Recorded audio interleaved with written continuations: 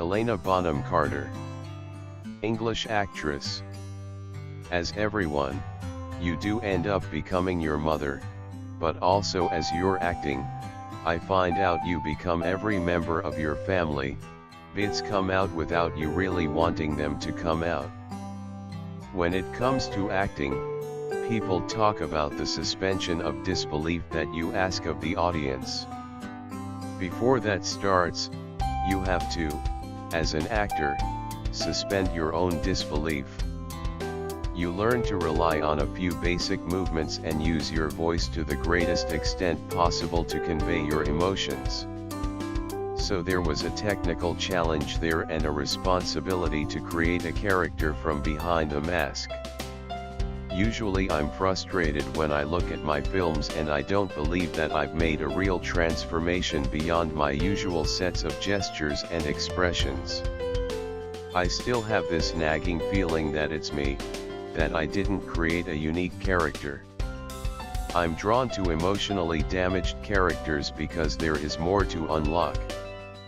It was a challenge to be able to create a character without being able to use one's normal set of expressions.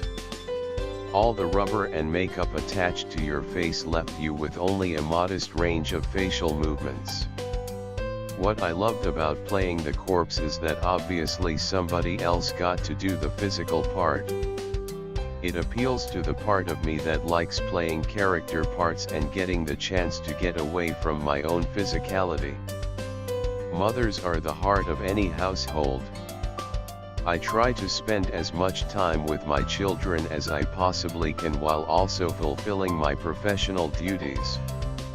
It is tricky, but I think I manage it.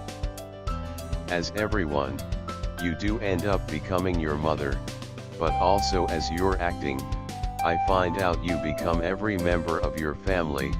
Bits come out without you really wanting them to come out. I was reading William Shawcross's biography of the Queen Mother, dressed in my witch outfit. And you know what? It was a really good mix. It was a therapeutic mix. It took me ages to grow into being a woman, into being happy with it. I just thought I'd never look good in what everybody else wore. So there's no point trying. You just have to do what suits you, and it doesn't matter if you don't look like everybody else. Be you. That's our gift and we've got to celebrate that, but it does take ages.